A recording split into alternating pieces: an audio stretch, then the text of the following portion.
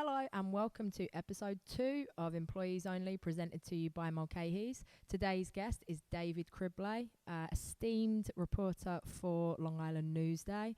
This guy has interviewed them all. We had some awesome stories, everything from getting a call from Simmons at 3 a.m. to do an interview, interviewing Ozzy Osbourne. The Eddie Money one was crazy. Yeah, we hope you enjoy the interview. He's got some great stuff. We could have spoke to him for 2 hours, but we kept it within like 50 minutes. But a true encyclopedia on Long Island and music, and we really hope you enjoy the podcast as much as we did.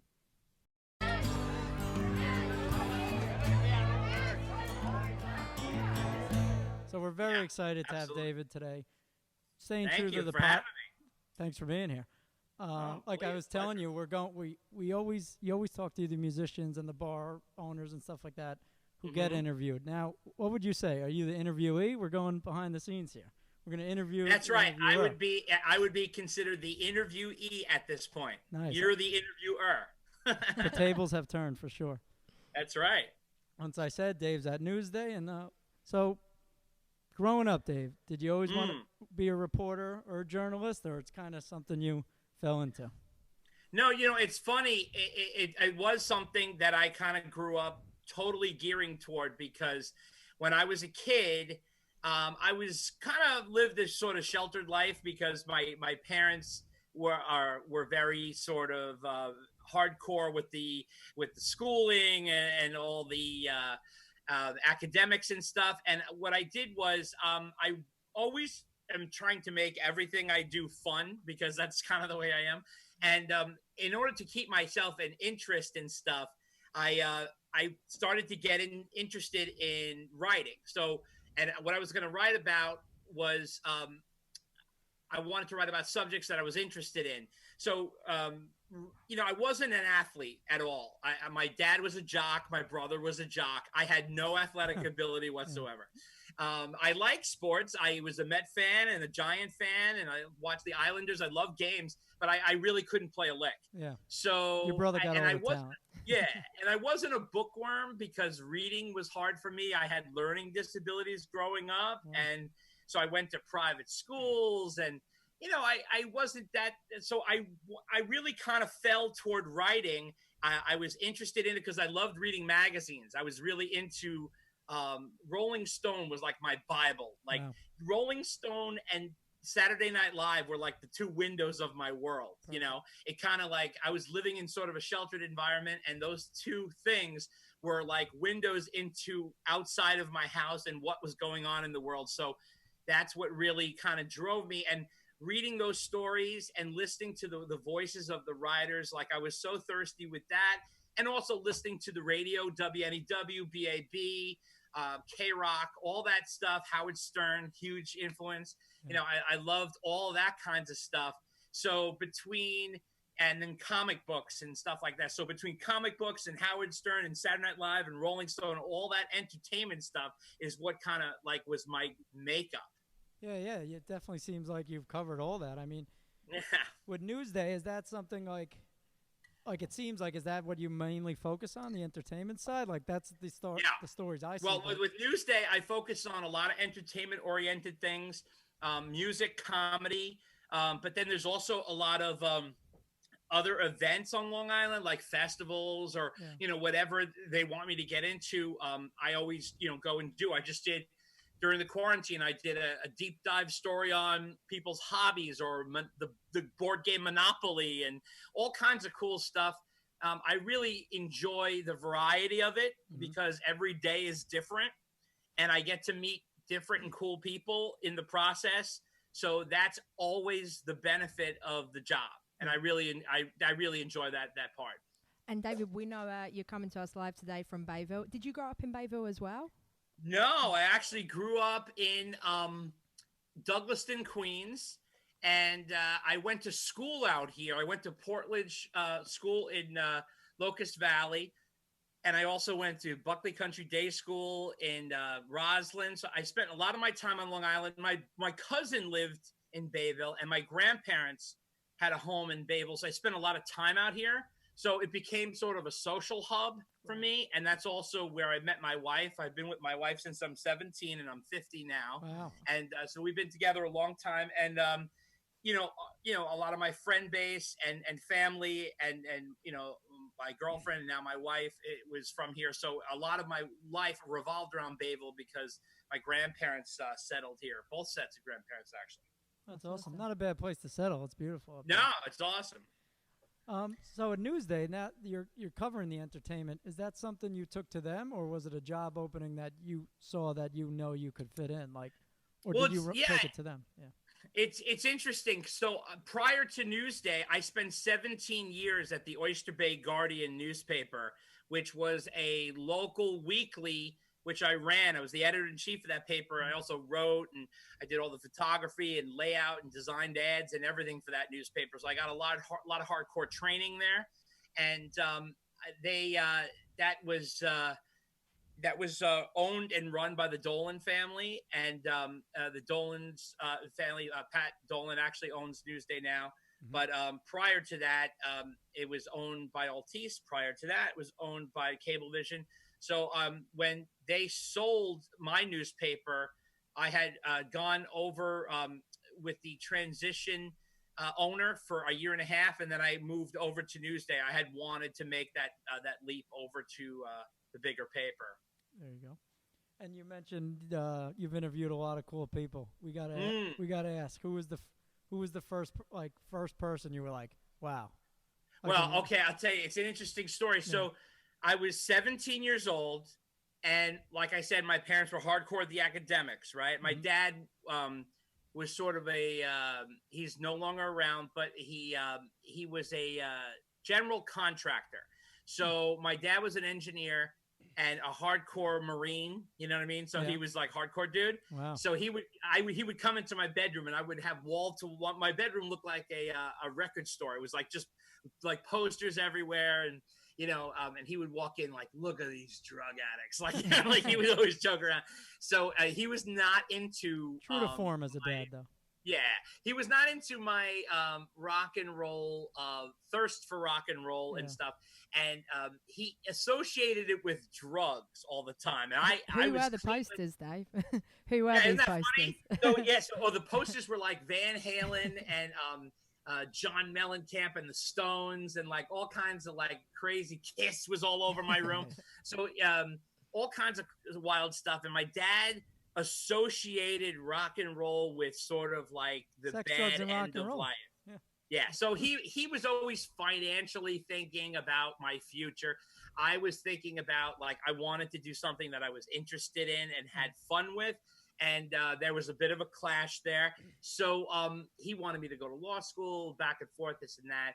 But the first person that I interviewed my dad was hardcore about going to college, and he wanted hands-on input as to where I went to college. So he would go with me on trips to every college I went to. And I went to see a school up in Rochester, and I did an interview and all this thing. And then on my way back, we were taking a flight home, and the band Yes was on the flight, the commercial flight. So what happened was their private plane broke down, and they had to take a commercial flight in coach in the middle of the day because there was nothing else available. So in order for them to get back to where they were going, they had to take this flight. So I walked in the plane, and I'm all kind of downtrodden because I had this horrible day going to this school that I wasn't interested in, and doing this interview in this. I was in this suit. My father was always making me wear suits.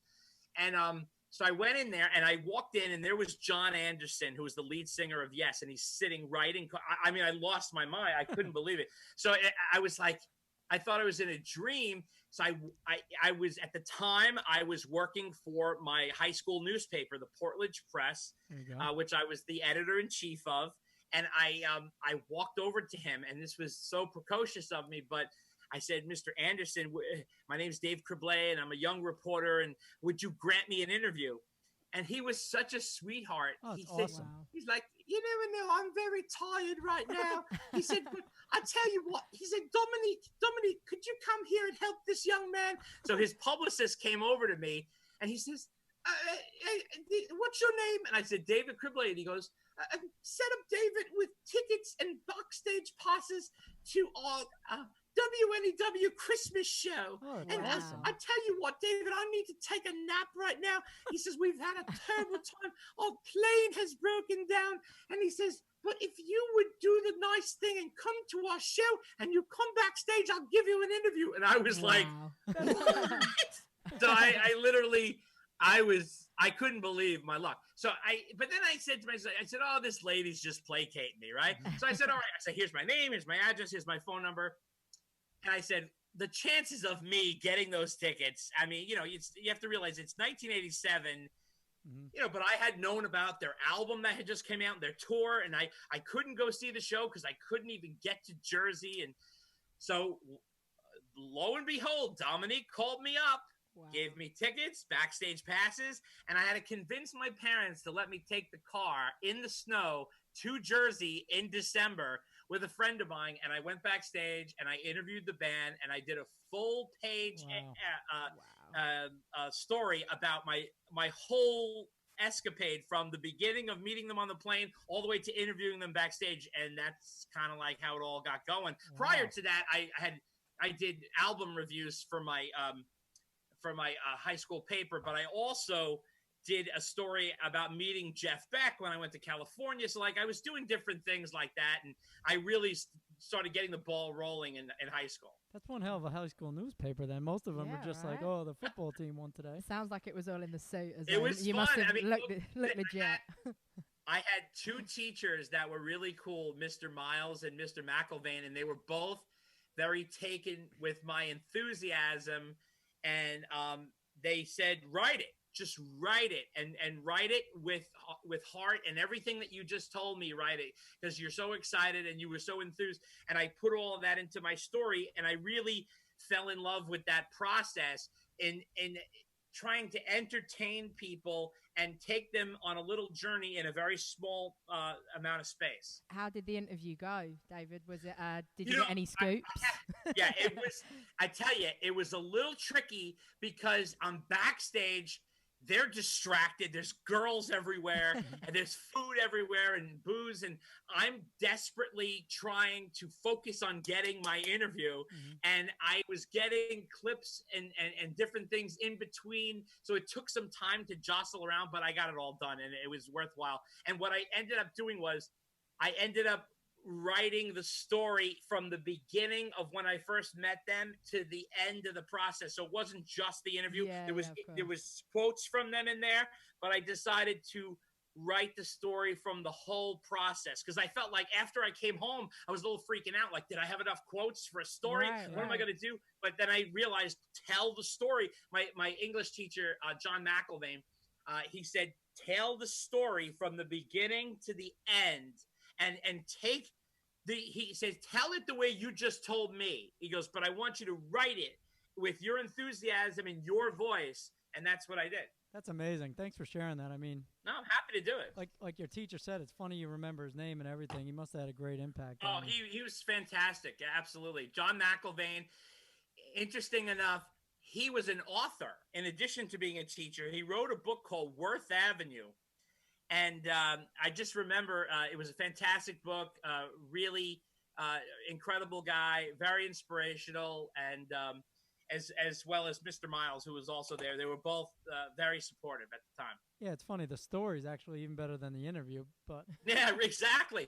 Well, that's what it was, and I was a little freaked out that I didn't get enough meat for the interview, but I realized that the value was the story. So if I took people through the journey, at the end portion would be the quotes in the interview. That'd be great. I'm more impressed you got your dad to let you go. Let me tell you that. Did you wear your suit to the show? Yeah, it was funny because my dad was hardcore. Like I didn't smoke, and I didn't do any drugs, and I didn't drink, and I didn't have any earrings, and I didn't have long hair, and I didn't have any tattoos. I was as clean as you could possibly be, and I had good grades, and I worked hard, but he still didn't like that, like the rock and roll aspect. It bothered him. Yeah, it was weird.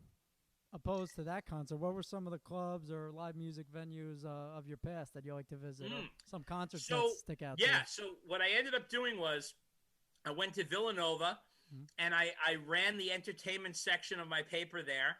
And I spent a lot of time in Philly, going to the Trocadero, Electric Factory concerts, the Spectrum, this and that. Then when I came home to Long Island, which is like 1992, I worked for 10 years at the Island Ear, which was a local paper, very much like Good Times, but it was they were a Good Times competitor at the time. And I worked 10 years there, and I went to all the different clubs on the island. East Side Comedy Club. I was into comedy as much as I was into rock and roll. And I would also do the Roxy, Frank Cariola's Roxy, Sundance, Hammerheads, all these different places that I would be out in the middle of the night going to these places. My parents having a heart attack. L'Amour's in Brooklyn, wondering if my car was going to be there after the end of the show. You know what I mean? Like all kinds of crazy stuff. But I really enjoyed doing stuff like that. One of the fun things I did was the band Dream Theater. I don't know if you guys know who that is, but Dream Theater is an incredible progressive metal band that is actually big and very international. And I had gotten them and got in with them very early on in the 90s, John Petrucci and drummer Mike Portnoy. And I interviewed them and gave them their first cover story on the Island Ear in the early 90s. And I just had such a thirst to break different bands for the readers, to let them know about different cool rock bands. They were from Long Island, from Kings Park and stuff like that. And I went to all these different places, and I really loved the Long Island music scene. I wrote for Nightlife magazine. I wrote for Good Times for 10 years after the Island Ear closed. Yeah. So I did a lot of Long Island work. In Mulcahy's, for example, back in the day, Sebastian Bach or Joan Jett, I was at all those shows and stuff. We used to go to Mulls after every Jones Beach concert. Yeah. And I used to hang out. And I remember going to Jones Beach, seeing Bret Michaels with Poison, and then hanging out with Bret Michaels at Mulcahy's afterwards. That's awesome. Which was like such a great time. And so like there was all those places were just an absolute blast. Yeah, Bret Michaels has been here like 10 times or something. Like he knows the place back and forth. One time we lost him before a show, but he was like out back. Yeah, Bret is literally one of the greatest guys I've ever interviewed. That man blows me away. He's so full of energy. He is always in amazing shape. He's always in a good mood. He's had a lot of different hurdles to get over in his life, a lot of health issues. But let me tell you something. That guy delivers hardcore, and he used to say from the stage, "Meet me at Moles. You know who you are." Yeah. I mean, it was unbelievable. And we'd be like, there's like 15,000 people at Jones Beach, and we're all like going to Mulcahy's. It was so much fun. Bret's played, he crushes every time. I wasn't here the last time, and then I was like a little bit younger. But yeah, just like you said, he brings it still. And David, totally. He's amazing. We just recently, I'm sure you know, had the Roxy reunion here at Mulcahy's as well. I wrote about it. Absolutely. That was a blast. Can you tell us a little bit about the Roxy for those of us who the Roxy. Oh, my God. The Roxy. What a place that was. Zebra, Ace Frehley. I remember being at an Ace Frehley concert. Oh, my God. My parents used to worry about me so much, and there was no cell phones back then because these shows would go on so late. You know, like nowadays, you would never hold a band till like 1 a.m. I mean, like, you know what I mean? Like, you can't do that nowadays. Back then, they did, and the crowd would be drinking hardcore and just hanging out, and we're getting rowdy, and people screaming for Ace, and Ace is like hobbling around backstage. I mean, I used to go to like Limelight in the city, which was like a real dangerous place to be. That place used to be a church. Yeah, it was crazy. It really was. That was a wild scene. And I went to see Dream Theater there. I went to see Ace there, and Sebastian Bach, all kinds of. I love hard rock and metal and rock and roll, like all that kinds of stuff. So that was a wild place to be, and but a lot of fun. The Roxy was it was short lived, but because it was sort of like a extension of Sundance. But oh my God, the Zebra shows! I used to love all the Zebra shows. It was so much fun, and it's so funny because like I'm 50 years old now, and I see guys who are like my age, and we're all like these like middle-aged overweight, balding dads were like, remember the Roxy, dude? Like, it's so funny. You know, like you see these guys, you're like, oh, I was there for that show. And it was really fun. And I just interviewed Randy Jackson for Newsday just recently because he has been doing live streaming shows every day online. And that guy is unbelievable. His voice is amazing. His guitar playing is amazing. He's a great human being. Just such a pleasure. People love Zebra. I mean, they play basically every year now, and they always can't get enough, man. Yeah. Can't get enough. And just like you said, everyone who came in to buy a ticket was like, "We used to see him back at Speaks and Hammerheads." Totally. Speaks is another one. Yeah, absolutely. And so all that stuff. I used to. I remember, God, in the early '90s, I would be living in Glen Cove, working out at a gym next to Dee Snider. Wow. And, from Twisted Sister, and I would be like, oh, my God. And at the time, he was broken up with the band and doing solo stuff with, like, his side bands and stuff like that. It was so much fun. All that stuff was great. You could write a book or something. I mean, I know. Yeah, if I don't have the time, I'm writing articles every 2 minutes. No, you must have stories for hours and hours and hours. Yeah, absolutely. I could see why your dad was worried about you. You were right in the scene and everything. I tell you though, it's funny. He was very worried, but I never did a thing. Like I was as clean living as possible. And it's so funny because I was really into the music and the scene and the fun of it. Like I was never into the excess of it. Yeah. Did he come around to it, your dad? Nope. No. He was never came around to it. I would go to school. He wouldn't read my articles. He would send me law school books to, but it was just, he was old school. And as you get older, you get perspective on it. And he was just worried about financial security all the time. And that was his concern mainly. Yeah, it makes sense. I mean, yeah. That's great. What am I going to ask you? Well, we've had if obviously your Yes interview stands out as one of the best. Yeah. Have you ever had?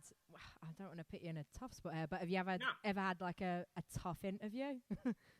One in like tough circumstances, just a mean musician or something. There's a couple of them, sometimes the funny thing about interviewing musicians is you just never know what's going on the other side. Mm-hmm. So a lot of them are on the phone. And sometimes, you get people in a bad mood or a bad time or a bad whatever.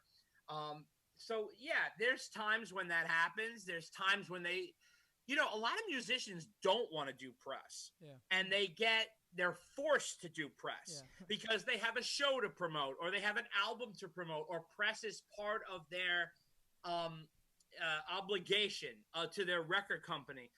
So what you want to do is very often when I do interviews, I like to engage them. You know what I mean? Like I don't want to get the run of the mill interview, the answers that they give everybody. I'm always trying to get in cool information, fun stuff that will make an interesting article. So when I'm interviewing somebody, I'm thinking about the article and like, oh, that quote will be great. Or I could write a paragraph on that. And I'm thinking along those lines. And I'm trying to direct them in an area that's going to be interesting and tasty. Like the article has always got to be tasty to me, that no matter what I'm writing about. So like even if I'm writing about, like I said earlier in this conversation, like I was writing a story on Monopoly, right? Mm-hmm. We all played Monopoly. It's a board game that's been around forever. How do you make Monopoly interesting? So it's something along those lines, like, that's the challenge and that I enjoy with my job is that how do I make whatever I got going interesting?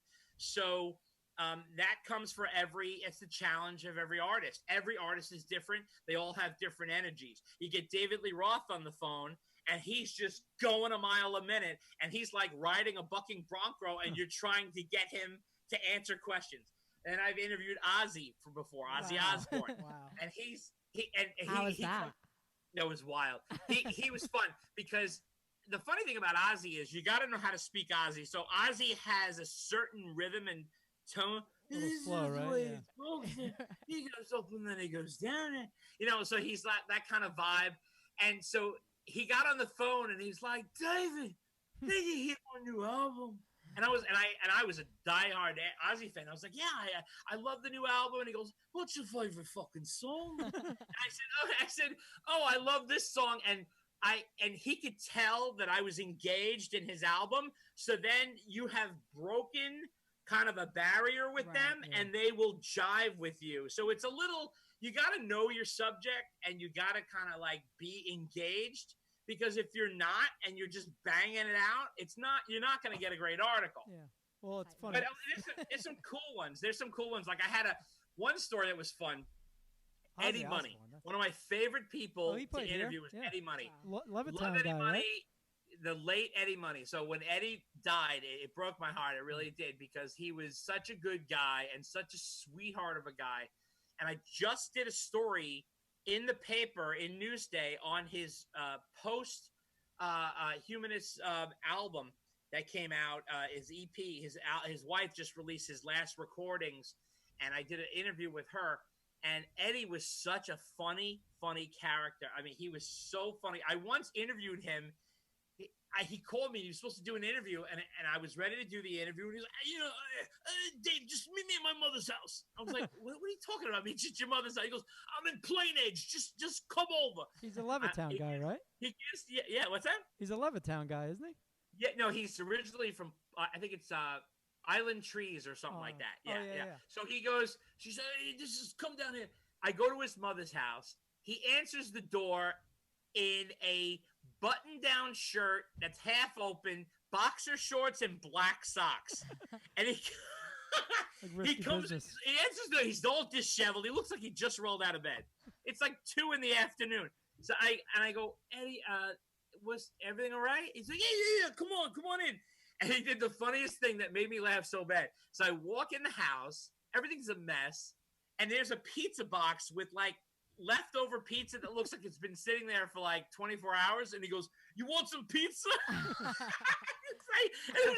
And I sat on the edge of his bed as he was getting dressed, interviewing him. Oh, that's awesome. And it was I just love this guy so much, because he was so charismatic and just didn't care. And he was just so funny and sweet. And like, I interviewed Eddie for years, and he was just awesome. And I loved interviewing him. I actually, another big one I did, I had chased an interview with Billy Joel for many years, many years. He's a tough so one. So I ran the Oyster Bay Guardian for 17 years, and he was lived in Oyster Bay. He lived in technically Center Island. He lived, and I'm in Bayville, and he's like about 2-3 miles from here, and he's in Center Island, which is one of the most exclusive places in the world to live. Yep. And he lives there, but he had an office in Oyster Bay, and I had been kind of pecking at his publicist for years to do an interview. She finally gives me an interview, and I did a sit down with Billy for like an hour, which meant the world to me, because Billy was such a huge influence in my life. I loved his music and his voice and everything that he did. So I was just a diehard fan. And I sat down and interviewed him and did a great interview with him. And he was fantastic. He's a very, very smart guy. Low key, very low key. Mm-hmm. He doesn't act up at all, and he's very much an Islander, man. He likes just being a Long Islander and not being kind of like some sort of like big shot hero. But he's a very cool guy. I love him a lot. He's great. Yeah, that's awesome. And the Ozzy story, like your passion, because you're such a fan of the music. Yeah, I think that's probably why you would connect to them. Oh, totally. Look. The key to interviewing big celebrities like that, in my opinion, for me, is to have the enthusiasm, but you don't go fanboy. My whole job, even if I'm interviewing somebody about playing Monopoly, like I said earlier, my whole process is to extract the pulp of the interesting part of the story for the reader.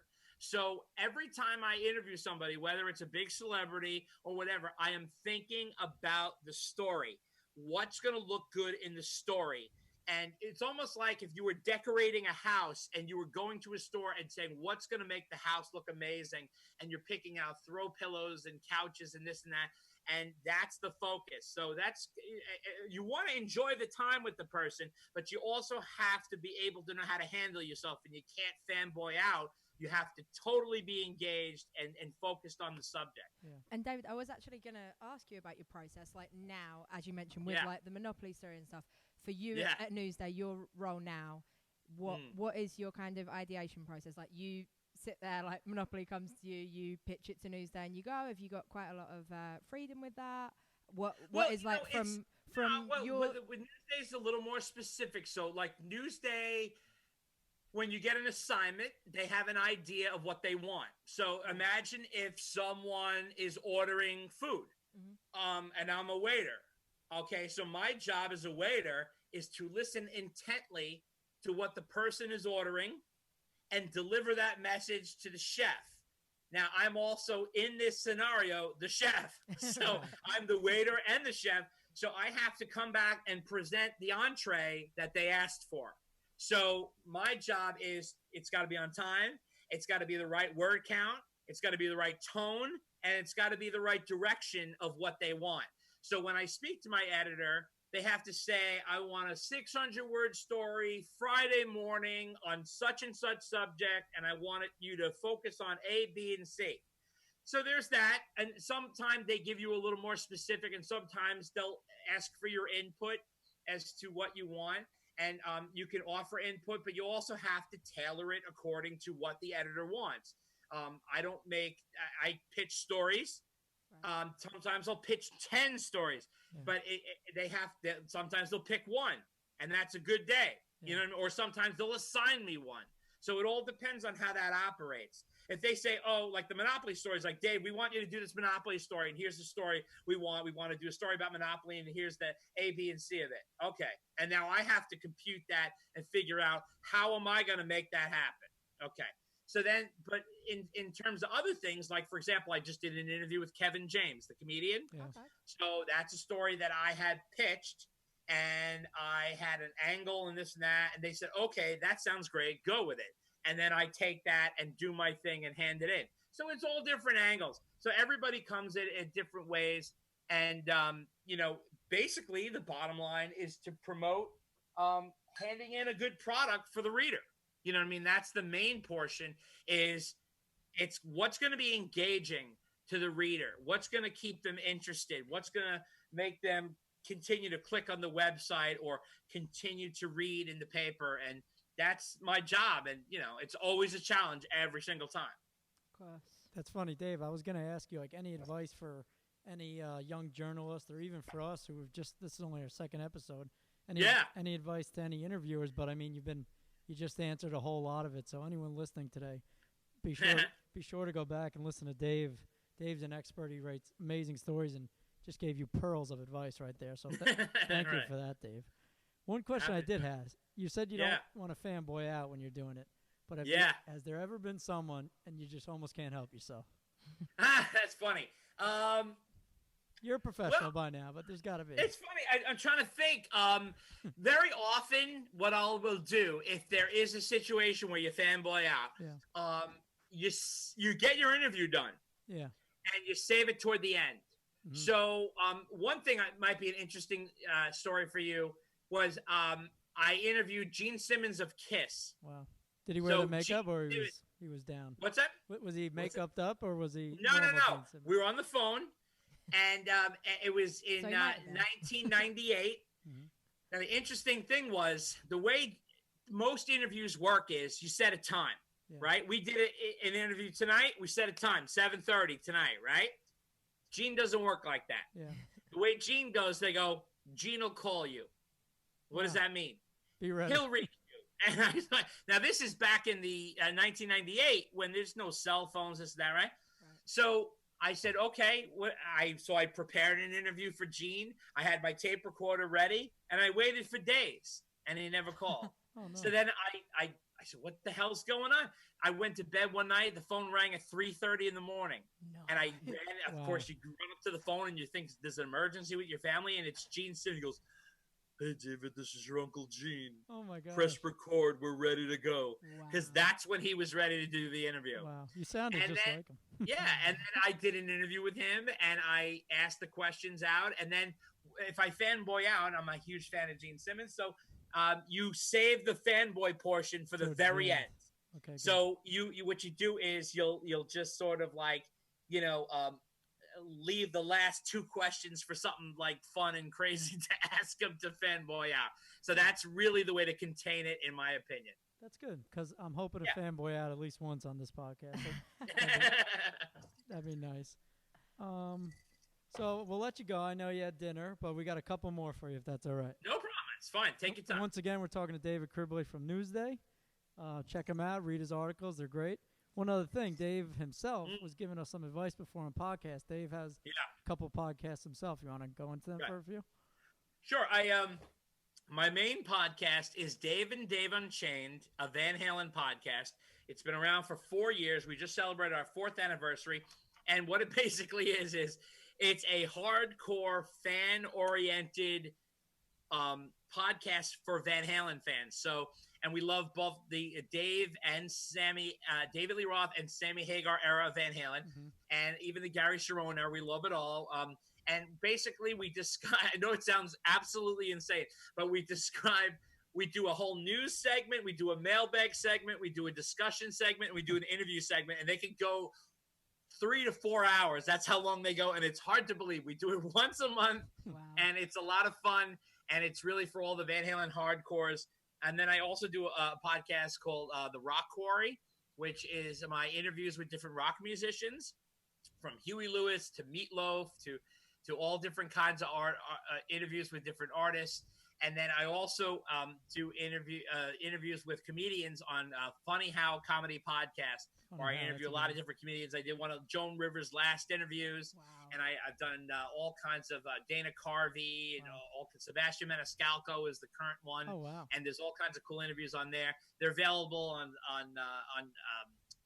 iTunes for free. So that's a lot of fun. But the main one that I do is the Dave and Dave Unchained. That's like a hardcore one I do every month. And we have a big following that goes across the world, actually. We have people all over the place listening. I got to check it out. And our GM, Alan, shout out to Alan's a huge, completely Van Halen fan, so I got to tell him about that. So, Dave, I don't want to assume, but it seems like I would consider yourself pretty lucky. You seem like you've narrowed down the perfect career for your interests, no? I mean, like your passion speaks for itself. I mean, there's always, I love what I do. I have a passion for it. I mean, to me, it's about getting up every day and doing what you do. Yeah. So, if I wanted to make, a few $100,000, I would be in a different business. Yeah. It's not financially lucrative, but it's what I do to fill my own soul. You know what I mean? Yeah. So, like, I really think that the older you get, as a young man, Tim, the older you get, the most valuable thing in the world is time, and it's how you spend that time and what you do with that time. And I can't see spending my time doing something that I'm not interested in. Yeah. And it's very, very hard for me to keep focused and driven towards something I'm not interested in. And when I am interested in something, I go full bore. So if I'm going to do something, I'm going to give it 120%, whether it's a Monopoly story or it's an interview with Ozzy. So that's going to get my 100% attention. So the interview with Ozzy is going to get just as much attention and focus as the Monopoly story, because that's just who I am. Because I think about the reader all the time, because I was a reader, and I think about it from that perspective. I don't, I don't boast myself as being part of the press and have that some sort of braggadocious type of thing. I'm not like that. I kind of always thinking about, how, like, for example, when I do a story on Mulls, right? Mm-hmm. What do I want to communicate to our readers about Mulcahy's, or what I'm doing about Mulcahy's? The last story we did was about your new expansion, right? Mm-hmm. So we want to, I think about the reader. If I go to Mulcahy's and that's a place that I hang out, what do I want to know? What am I going to get? What's going to happen in the future? What have they done? What's going on there? or if I don't even know Mulcahy's, maybe I should be going there. Maybe I should check this place out. It sounds really cool. So it's always that kind of thing.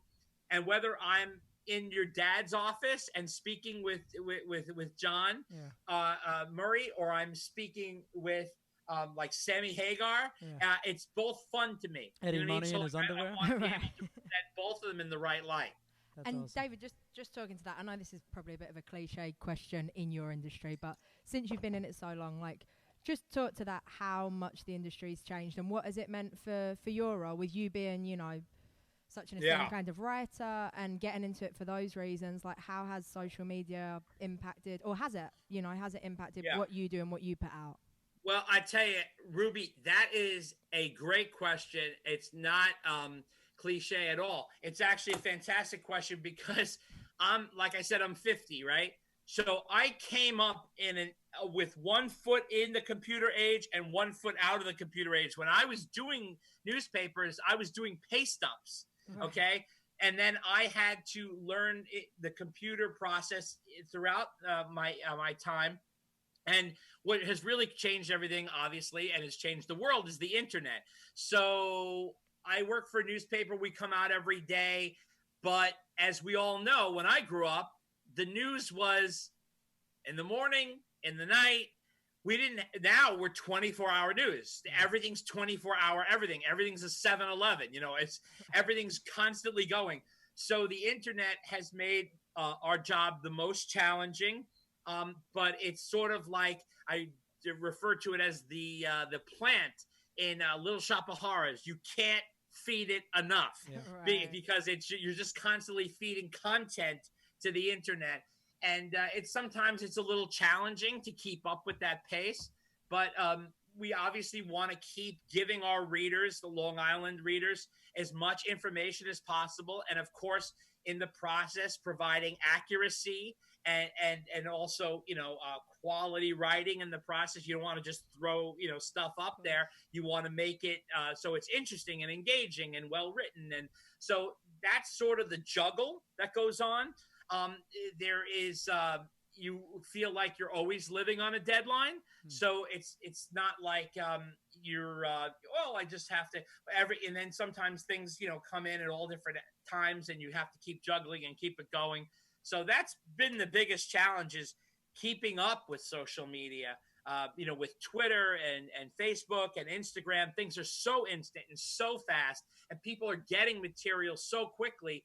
But the danger of that is there's not exactly always accuracy. So the thing that part of our job is that there has to be accuracy. We're not just writing stories willy-nilly. Everybody on the Newsday team is very engaged in being accurate, is being well-written and focused and Long Island centric. So everybody, whether they're writing about education or they're writing about sports or they're writing about politics or doing what I do, it doesn't matter. We all still have the same code of ethics. So you're thinking along the lines of the reader. And it's so important that, you know, clickbait versus content, you know, there always will be a market for it, and we appreciate what you guys do. Right. Look, we want to engage clicks, but we're not, Newsday is not clickbait. We are, we want to engage clicks, but we don't, if you have the content to back it up, you're guaranteed that it's going to be quality. And that I could say that for all of my employees, just my employees, my colleagues, I should say. Boss. They're not my employees. They're my colleagues. All my colleagues. If you click on it, it's going to have a level of quality that our subscribers are accustomed to. And we all have that code of ethics, no matter what we do, whether we're writing about business or education or sports or politics or entertainment. It doesn't matter. There's going to be that quality and accuracy. It shows, and that's why they're the ones that are framed in our office. I'm happy to do that. And look, businesses like Mulcahy's, for example, are what makes up the lifeblood of Long Island, and that it's stuff like that makes Long Island's character so specific and such a nice quality of life. You know, when you go there, it's not just about the music and it's not just about the fun times. You know, there's a element that you can't just fabricate. You know what I mean? There's a set. You guys work there. There's a sense of family there. There's a sense of quality there. There's a sense of fun, and there's also there's a real Long Island sensibility. You know, it's so funny. I just did an interview with Kevin James, the comedian, which I mentioned earlier in this conversation. It comes out Friday, and Kevin said, "I don't ever want to leave Long Island because it has everything that I want. Yeah. It's got the attitude, it's got the food, it's got the people, it's got the perspective. It's like everything I grew up loving is here. And I don't want to leave here because it's here." And it is very specific and it's special. It's not it's not Manhattan, and it's not the Bronx and Brooklyn. They all have their own incredible specific tones and tastes, and they're all wonderful too. But Long Island and Suffolk and Nassau, we have something very special here, especially in the music scene. Yeah. I believe in it very heavily, and we're going through a difficult time right now. A lot of the artists that I just spoke to on the phone today, I spoke to a bunch of artists today, and we're all figuring out how can we have live music in the summer. Well, how are we going to make this David, happen? I'm sorry to cut you off there, but you can tell we're speaking to a seasoned interviewer here, because you've honestly just given one hell of a segue. One hell of a segue to I hope you don't mind, but if you will, our fanboy question. So as you mentioned, we're in crazy times, and we didn't want this episode to be anything too much about quarantine, but we are in quarantine. It's just me and Tim here. You're over there in right. We've got our masks. So if you don't mind, our we'll let you go after these two. I know your wife's probably yelling at you for dinner. No, it's not at all. Not at all. We want to take this chance to kind of look ahead to the future, because you've got to have hope in these situations. So we kind of had this little idea to round up. If you were to picture, bear with us, your ideal kind of return to live music, your ultimate kind of, and talking to your passion for Long Island as well, your ultimate kind of end of quarantine return party. We've got a couple of questions for you along those lines. Sure. No laws. Again, unlimited budget. David, you're the host. It doesn't have to be at Mo's. Obviously, we'd be really flattered if it was. But we've got a couple of questions for you to that effect. So, first up, who would be your headliner? We'll give you an opener as well. But again, this is your ultimate party of all parties. We're back from quarantine, or just celebrating in general. Looking to the future, who would you have? Your opener and your headliner. Dead or alive, no budget. Any one of them. Dead or alive? Wait, are we talking about local acts or national acts, or what are we doing? Anyone. This is all time. This is all time, and they can play till 1 in the morning and beyond. David's personal concert. Okay. Well, you wanted. I'm going to tell you. My dream concert. You want to hear my dream concert? Absolutely. This is my dream concert for Long Island. Yes.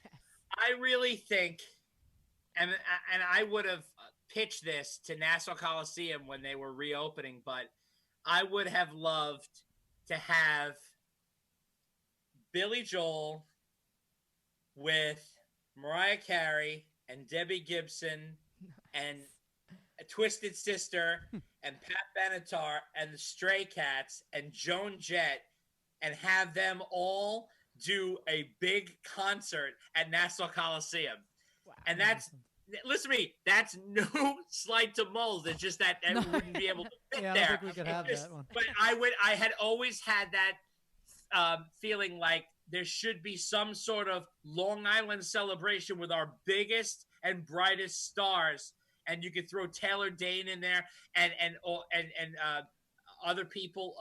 But I just thought I had a vision because we had back in the day, Z100 used to do the Jingle Ball in Manhattan at Madison Square Garden. And what they had was a rotating stage. Mm-hmm. So what they would do is they'd have half a stage and they'd have a band set up and performing, and the other half was ready to go, and they would just turn it, and the next band would play, and they would turn it, and the next band would play. And not everybody would do a full concert, of course, but it would be just a few songs from each person. Mm-hmm. And I thought it would be sort of like a best of Long Island at Nassau Coliseum, pulling something like that off. That's Dave, a very big thing to pull off. But We'll be the after party. That's we'll do the perfect. after party. Right. Exactly. The entire after party would be at Mulcahy's, exactly. And if Nassau Yeah, Coliseum fast. doesn't want to do that, we could do that here for like 2 weeks straight. You just do something. Exactly. It would take 2 weeks.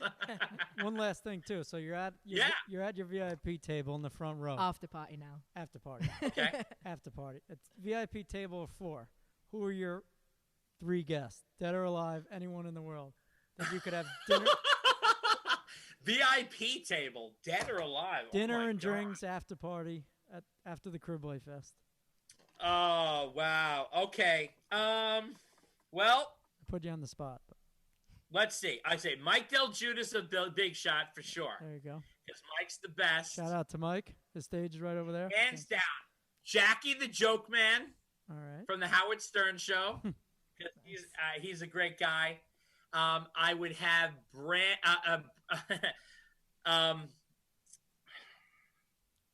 Brendan Brown of Wheatus. Nice. Another Long Island. How many guy, people right? do I get? 4?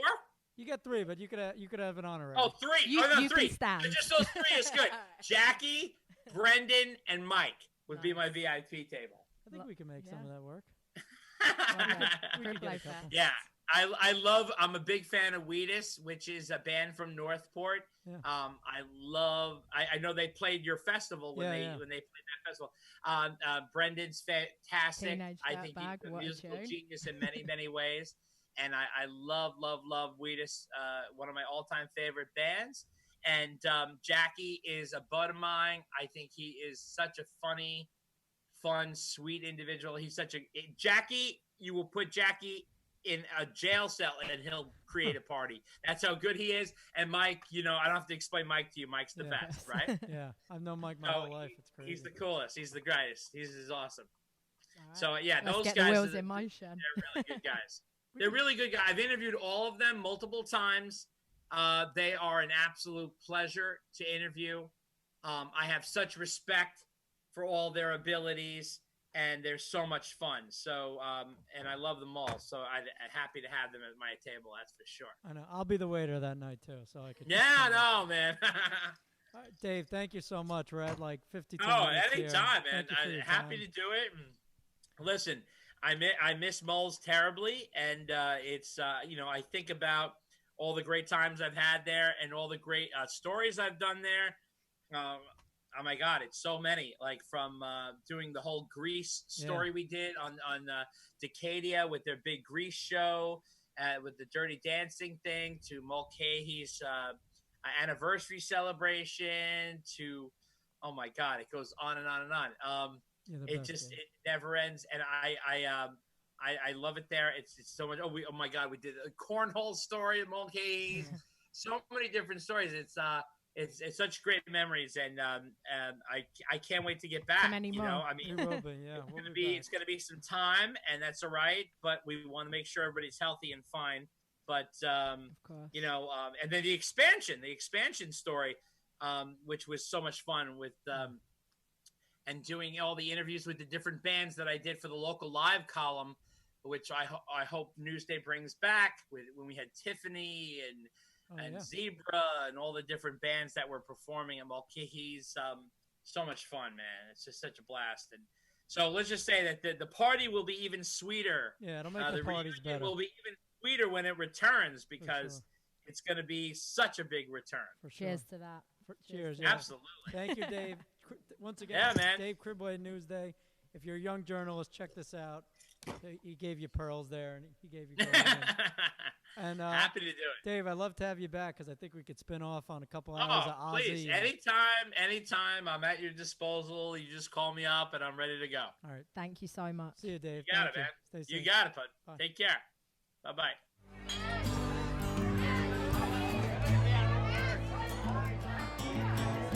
Hey, everyone. Thanks for listening to episode 2 of Employees Only, presented by Mulcahy's with David Criblez of Newsday. Ruby, what do you think of the interview? I thought it was awesome. Like, what an interesting guy. What a career he's had. Some crazy interviews there. Like, for sure. He's been to all the concerts, all the concert venues. He's interviewed everyone. Check out his stories. Check out our podcast with him. Yeah.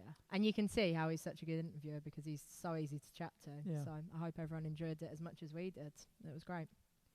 Once again, check out our socials on our Instagram at Mulcahy's Pub. Check out our Facebook, Mulcahy's Pub. You can check these podcasts out on Apple iTunes now. We're official. Yeah. Excited? I'm very excited. Check us out, Apple iTunes. And who's episode 3? Episode 3 is a surprise. We have a couple guests that we might do, but nobody knows, even Ruby. Even you? I might know, but I'm not confident. I give no notice. Ruby just shows up, and I say, "This is what we're doing today." Well, now I've got all that advice from David. I'm ready to go. Yeah, we're feeling pretty confident. We talked to Dave for 40 minutes, and I think we're expert interviewers at this point now. We're getting there. Yeah, let us know what you guys think. Let us know what guests you want. We'll try to get them. Any ideas you people might want to hear about, or even if you have a favorite bar or venue anywhere in New York or the country, I'll reach out and try to get the owners or managers of whoever, And we love the Long Island stuff. Like David's knowledge of the Long Island music scene and his passion for Long Island. We love that stuff. We pride miles on being that. So he's a real encyclopedia of Long Island history of music for sure. Yeah, pretty cool. Any Long Island legends, send them our way. For sure. Check us out. Thanks again.